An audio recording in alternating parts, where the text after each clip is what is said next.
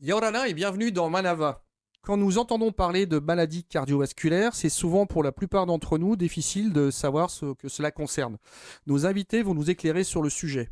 Avec nous aujourd'hui, j'accueille le docteur Christophe Leganvic, qui est chef du service cardiologie au CHPF, le docteur Ronui Roux, qui est médecin vasculaire, Morgane Ausange, qui est diététicienne nutritionniste, et Anthony Salmon, qui est président de l'association Polynésie AVC. Ravi de vous accueillir sur ce plateau. Merci d'avoir Bonjour. accepté notre invitation. Ronui, première question. Alors, explique-nous ce que c'est qu'un médecin vasculaire. Un médecin vasculaire, c'est un médecin qui va soigner, dépister les pathologies vasculaires, que ce soit les artères, les veines ou le système lymphatique. Plus concrètement, en fait, par exemple, une artère qui se bouche au niveau du cou sur une carotide qui peut donner éventuellement un AVC, eh ben, c'est nous qui faisons le dépistage avec une machine qu'on appelle un échographe, comme chez les femmes enceintes. Voilà. Christophe, quelles sont les maladies cardiovasculaires les plus courantes au Fénois?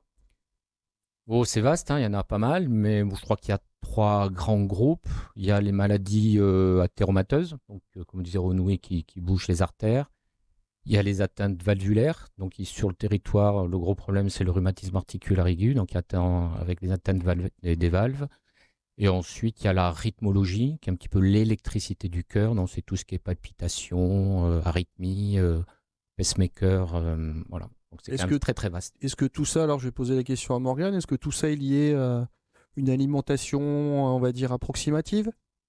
Ça en fait partie. Il y a bien sûr des facteurs autres comme l'activité physique ou aussi les antécédents pathologiques. Est-ce que Toté pourra en dire plus?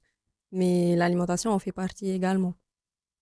C'est un petit peu ça aussi? Oui, alors c'est surtout, tout ce qui est alimentation, c'est plutôt les maladies athéromateuses, donc c'est tout ce qui est atteint des artères, du vasculaire. Après les valves et la rythmologie, c'est un petit peu plus, c'est différent, voilà, c'est différent. Anthony, toi tu as été victime d'un AVC? Yes. Il a été identifié et pour quelle raison c'est arrivé? Tu peux nous expliquer en quelques mots? Oui, alors c'est arrivé en 2014. J'ai rien compris, hein. C'est arrivé comme ça, d'un coup. Un bilan plat au départ et puis après AVC. Alors attends, explique bilan plat. Ouais, bilan plat, zéro à la barre. Pas de diabète, pas de cholestérol, rien du tout. Donc rien Rien d'alarmant, spécial, pas rien de d'alarmant, voilà. rien du tout. Et boum, par terre. Et alors comment ça Et je s'est me suis expliqué retrouvé- ensuite? Je me suis retrouvé aux urgences après. Et ils Et ont oui. expliqué ça comment? C'est le stress qui m'a foutu par terre. Le stress. C'est dingue, hein. Le stress. Messieurs, quand on parle d'AVC, parce qu'on n'arrête pas d'utiliser ce terme, Louis, AVC, comment on l'explique? Alors, un AVC, en fait, ça veut dire accident vasculaire cérébral. Il y a beaucoup de causes qui peuvent donner un AVC. La majorité des causes, c'est une ischémie, c'est-à-dire qu'il y a plus de sang qui monte au cerveau, qui peut être causée soit par une artère bouchée au niveau du cou, ou bien aussi parfois par le cœur, qui peut fabriquer des petits caillots qui montent au cerveau. Il faut savoir, par exemple, en métropole, sur les statistiques en épidémiologie, on a un AVC toutes les 4 minutes en métropole. C'est énorme, c'est colossal. Ça fait 130 000 hospitalisations par an.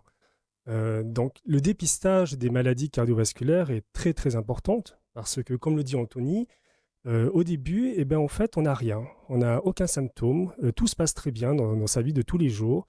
Et puis, tout d'un coup, c'est comme un coup de tonnerre. On va avoir une maladie qui va arriver d'un coup, comme un AVC ou un infarctus du myocarde, ou au niveau des jambes qui peut aller jusqu'à l'amputation.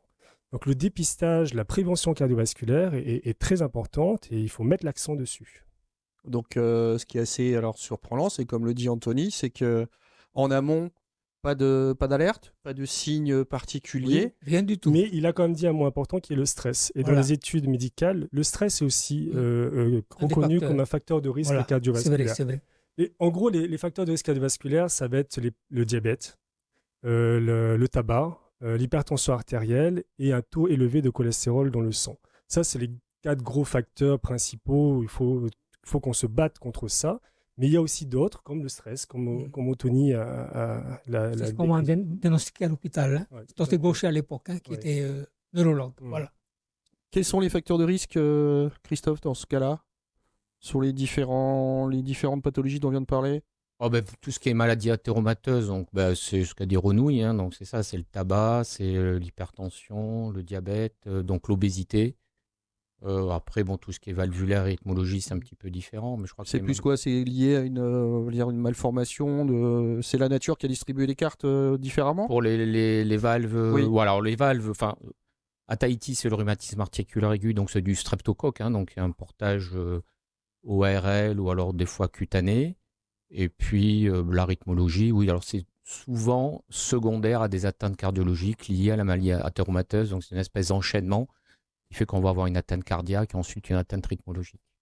Dans ton cadre, Morgane, tu interviens, j'imagine, en amont pour essayer de pallier à tout ça. Et parfois, ensuite, une fois qu'il y a eu intervention, tu dois mettre en place tout un process pour que les personnes fassent plus attention, calent leur régime, leur alimentation pour plus que ça leur arrive. Alors, à l'hôpital, c'est plutôt le contraire. Du coup, on voit plus les patients après avoir eu un infarctus, un AVC, etc. On traite plutôt ce que nous, on appelle la prévention secondaire, c'est-à-dire pour éviter que le patient En clair, tu refasse... recales les patients, tu leur dis Voilà. arrêtez de faire ça, sinon vous arrivera ça. Oui, on parle pas comme ça, mais c'est à peu près ça. Ouais, mais moi je parle comme ça, c'est plus rapide. Et Oui. alors, ça peut être quoi comme mise en place de protocole, ou je sais pas comment on appelle ça? Ben, tout va dépendre. Pour les AVC, on va plus être dans de l'adaptation, puisque souvent derrière, il y a des conséquences, des fois des défauts, des risques de dysphagie. Ils ne retrouvent pas forcément toutes les capacités. Donc là, on va plus être dans l'accompagnement de la personne pour accepter aussi tout ce qui lui arrive et du coup adapter ses repas pour la maison, etc. Donc là, c'est de la texture, des choses comme ça. Dans l'infarctus et les maladies plutôt cardiaques, on va essayer de rééquilibrer, voir déjà qu'est-ce que le patient sait, puisque forcément tout le monde sait quelque chose, qu'est-ce qu'il fait.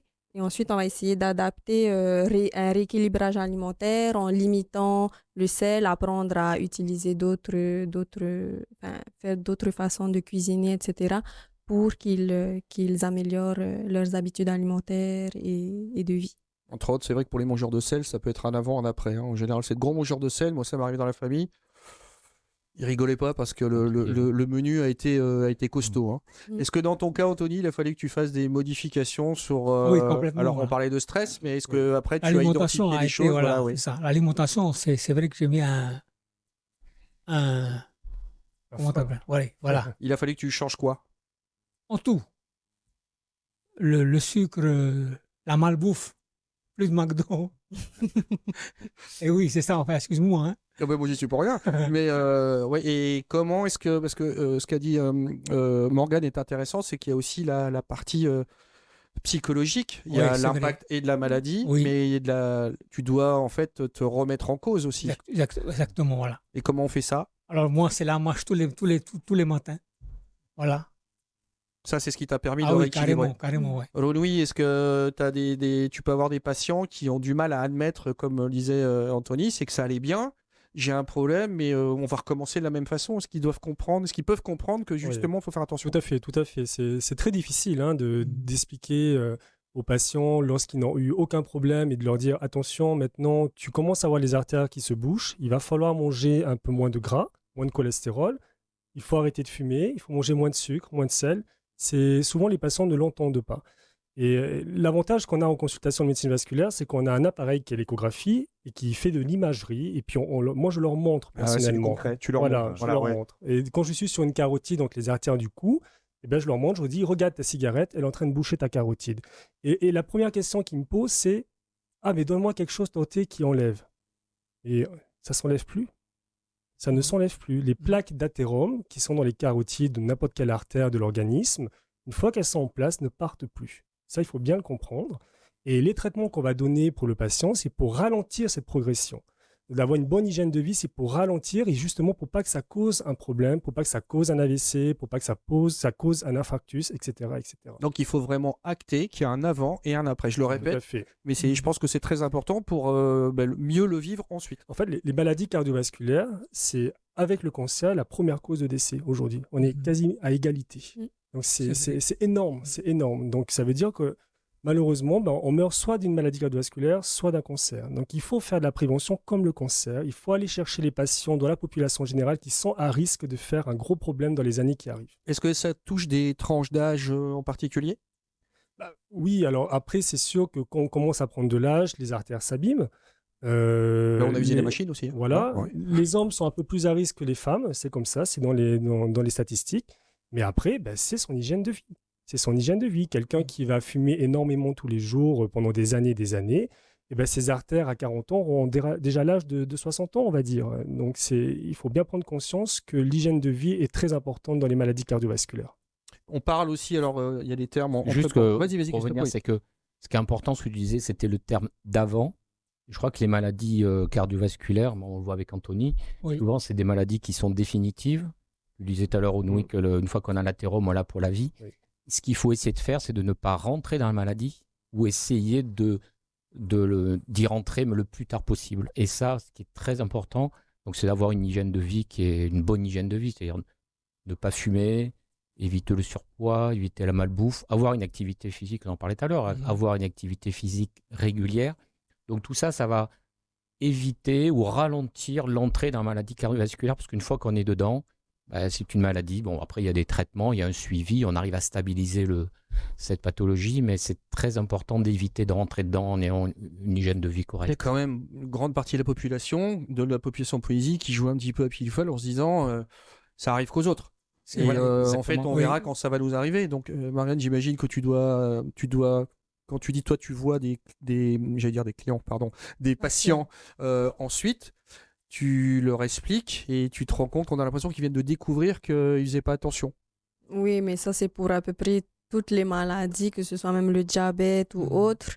On vit un peu au jour le jour en Polynésie et c'est vrai qu'on a du mal à se projeter. Donc, d'être dans la prévention, parfois, c'est un peu compliqué pour le Polynésien de se projeter comme ça en se disant, ben voilà, il faut que je fasse attention pour dans 10 ans, dans 20 ans, dans 30 ans, etc. Et si tu devais donner un ou deux petits conseils de prévention?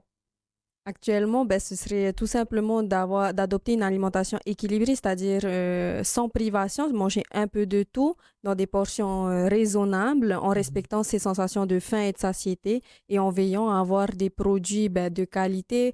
On a parlé du fast-food tout à l'heure. Voilà, éviter vraiment tout ce qui est produits ultra transformés. J'entends par là, tout simplement pour expliquer à mes patients, produits ultra transformés, c'est tout ce que tu ne peux pas faire à la maison. Quand tu lis l'étiquette, il y a des additifs, des choses comme ça. Donc, si à partir du moment où tu ne peux pas trouver dans ton placard, c'est que... Ouais, c'est que c'est l'ultra c'est transformé. l'ultra Donc, un transformé. petit peu et de que vigilance, quoi. un peu de vigilance. Il ne faut pas vivre dans la privation totale. Personne ne pourrait. Mais apprendre à se faire plaisir raisonnablement et manger équilibré à côté, c'est pas faire un régime, c'est prendre soin de sa santé. Christophe disait qu'on en parlait. C'est vrai que moi, la phrase, c'est d'essayer d'en profiter encore longtemps. Donc, de faire un ou deux petits excès de temps en temps. C'est ça, c'est Voilà. exactement Et ça. Pas tous les l'activité jours. Pas tous l'activité les physique jours. aussi est Très importante. important. Donc, Ouais. Oui. ce qui est Très recommandé, important. c'est environ 3 heures par semaine. Mm. L'idéal, c'est de le faire en plusieurs fois, 2-3 fois. Donc, des fois, les gens travaillent, ils ne peuvent pas. Donc, c'est le week-end. Généralement, c'est 3 heures d'activité physique. En Alors, de la moyenne, ce marche. qui est recommandé, c'est 30 minutes par jour. Hein. Voilà, Oui, c'est c'est ça. ça. 3 heures par semaine. C'est ce que je fais, moi. 30 minutes par jour, voilà. Très La bien. marche matinale. Au sein de l'association Polynésie AVC, Oui. vous avez, j'imagine, vous devez vous regrouper dans des groupes de parole, ce genre de choses, et vous essayez On n'a de... pas encore commencé, Stéphane, hein, mais on va le faire là. Qu'est-ce qui est prévu alors? Alors, on met en marche, en route déjà les journées polynésiennes de prévention de dépistage de l'AVC. Ça intéresse peut-être. Ah, tout à fait. Tante, voilà. Ah oui. Alors, viens dans mon groupe, Tante, s'il te plaît. Viens. On va en parler. Ouais, comme ça, voilà, ça Bien. c'est réglé. Il y a Christophe qui est intéressé aussi. Ah oui, je l'ai demandé ce matin. C'est bon. Donc, qu'est-ce que, voilà, vous avez prévu quoi? Et l'idée, c'est de quoi? C'est de faire de la prévention? Ouais, de la c'est- prévention du dépistage. Ça, c'est primordial. Hein. Parce que chez nous, attention, oh là là, il y a des cas graves. Hein. Oui. On parle beaucoup de l'octobre rose et il faudrait un mois rouge en fait pour les maladies cardiovasculaires. Exactement. Que Exactement. les gens prennent conscience Oui. de ces pathologies C'est vrai, c'est vrai.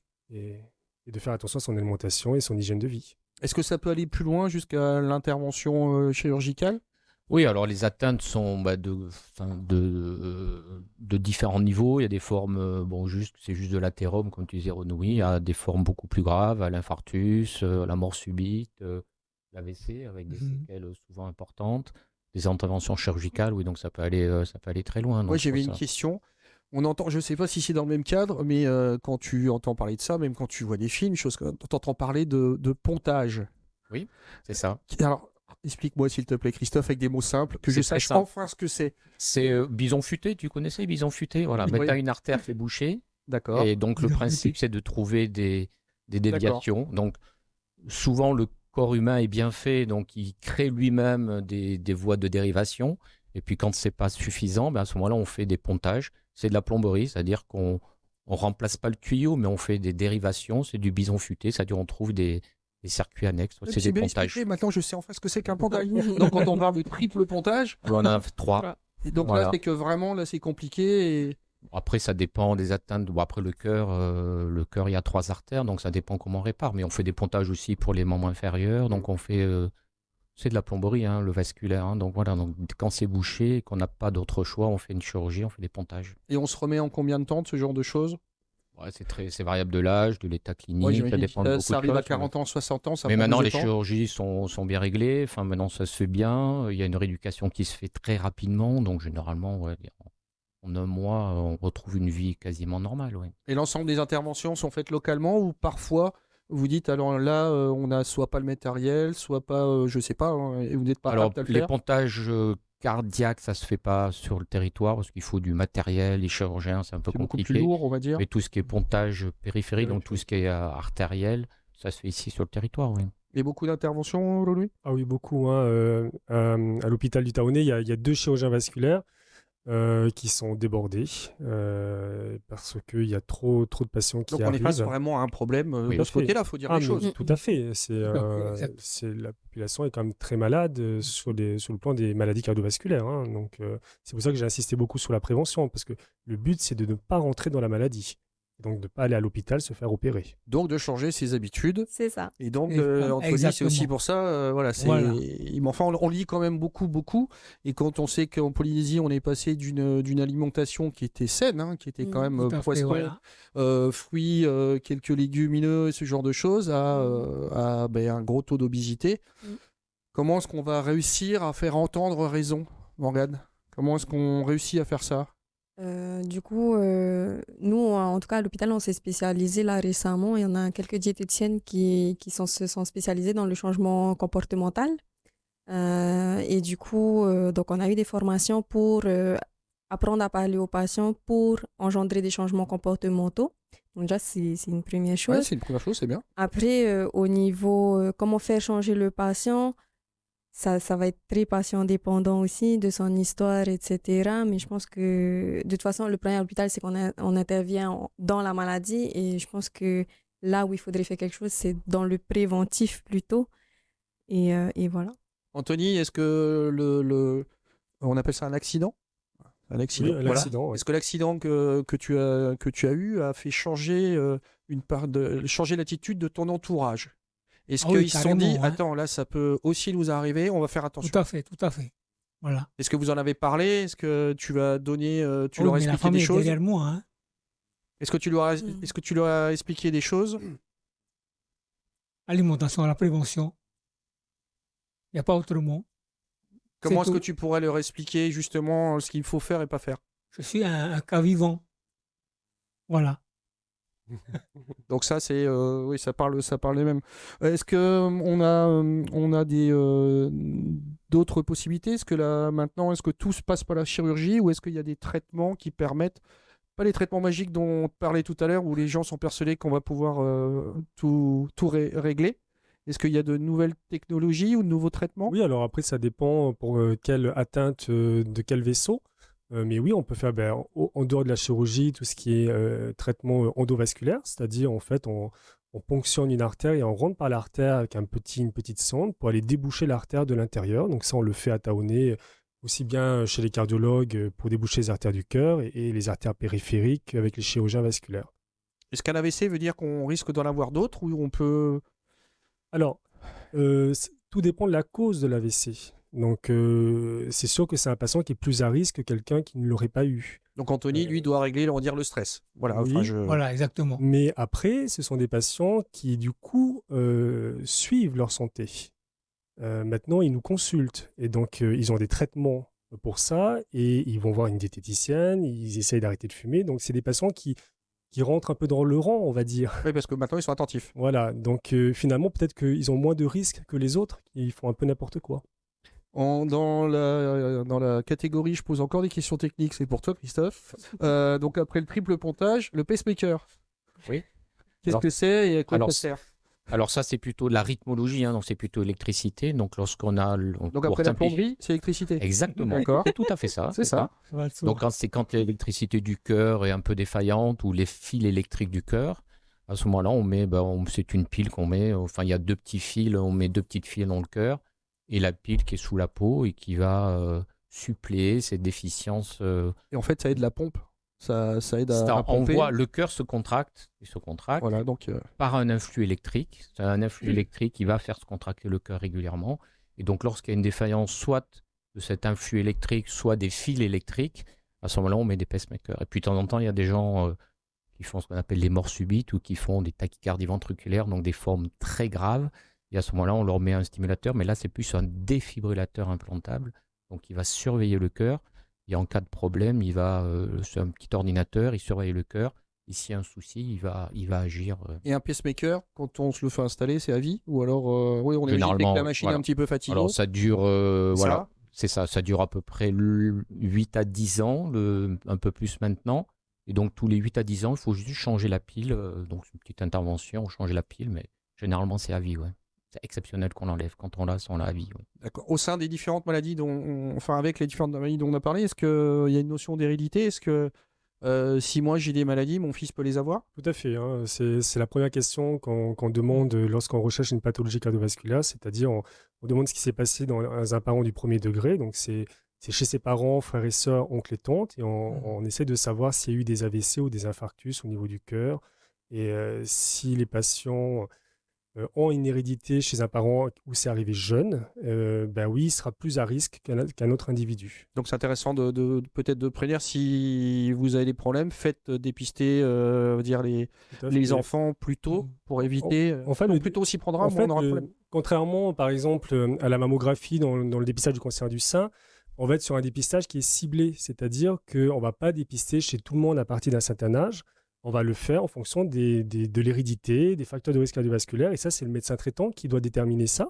C'est-à-dire les patients, oui, je les invite, lorsqu'ils vont voir leur médecin, de poser cette question sur les pathologies cardiovasculaires, est-ce qu'ils sont à risque? Et si le médecin traitant estime qu'il y a un risque, il nous adressera le patient, nous on fera du dépistage à l'examen, ou vers un cardiologue, etc. etc. Est-ce que pour certaines maladies cardiovasculaires, il y a des alertes? Est-ce qu'il y a des signes qui montrent qu'on tend vers un problème où on est dans la zone de l'AVC, on va dire? Dans l'artériopathie, donc les artères qui se bouchent, tout le signe d'alerte va être dépendant du site de localisation. C'est-à-dire, si on a une artère des jambes qui commence à se boucher, eh ben, les patients vont avoir une douleur à la marche. C'est très clair, ils vont nous dire « Toté, je n'arrive plus à marcher au bout de 100 mètres, je me repose, ça va mieux et puis je repars. » Donc là, déjà, alerter son médecin. Donc là, c'est déjà avancé, on sait qu'il y a une lésion sur l'artère. Si c'est une lésion qui est sur la carotide, donc les artères du cou, eh ben, on peut avoir un accident ischémique transitoire, c'est-à-dire un AIT. début d'AVC, voilà, un Voilà. AIT. Ça peut être une paralysie faciale, une difficulté à parler, qui est régressif. Donc ça peut être un signe précurseur de l'AVC. On peut avoir une douleur thoracique quand on fait un effort et qui se calme à l'arrêt. Donc ça peut être une artère du cœur qui se bouche. Et dans ces cas-là, pas hésiter à tout de suite en parler à son médecin. Vaut mieux, Oui, rapidement, oui. vaut mieux en parler pour rien que le contraire. Tout à fait. Est-ce que quand on parle d'anévrisme, on est aussi dans les mêmes dans les maladies Alors, cardiovasculaires? je te remercie Stéphane d'en parler parce que l'anévrisme, on n'en parle pas beaucoup. Donc l'anévrisme, en fait, c'est une dilatation anormale d'une paroi artérielle. Ça veut dire qu'elle gonfle et qu'elle a un risque de se rompre. Et donc, ça peut être potentiellement très grave. Encore une des expressions qu'on entend, le rupture d'anévrisme. Exactement. Les anévrismes, dans l'épidémiologie en France, comme on n'a pas de statistiques ici, je ne peux pas en parler, mais en France, c'est entre 6 000 à 8 000 décès par an C'est énorme. pour l'anévrisme de l'aorte abdominale. Je parle de l'anévrisme de l'aorte abdominale. C'est plus que les décès de la route. C'est gigantesque, en fait. Et donc, c'est pareil, il faut dépister parce qu'en fait, on peut avoir une aorte, il y a un anévrisme de l'aorte abdominale qui va grossir silencieusement sans aucun symptôme et tout d'un coup, qui va poser un problème. Et en médecine, on a même des recommandations chez tous les patients de plus de 65 ans qui fument. Eh bien, il faut faire un dépistage de l'anévrisme de l'aorte abdominale. C'est clair, on ne l'invente pas, c'est écrit. Si on devait donner un conseil, Christophe? Prévention, il faut éviter de rentrer dans la maladie, donc bonne hygiène de vie, activité physique régulière, et puis voilà, puis quand on a des facteurs de risque, se faire dépister précocement. Morgane? Eh bien, une alimentation équilibrée, voilà, tout simplement. Il n'y a pas de secret. Je vous invite tous à la journée mondiale de l'AVC le 29. Armoué. Très bien. Voilà. Eh bien, merci Attendez. d'avoir... Super. Donc, en cas de doute, ne traînez pas et n'hésitez pas à parler de différents symptômes. Nous appelez nuit à votre médecin. Il vaut mieux en parler et que ça ne serve à rien que le contraire. Merci d'avoir pris le temps de répondre à mes questions. Cette émission sera en Merci. replay sur le site de TNTV. Je vous souhaite une bonne fin de journée sur TNTV.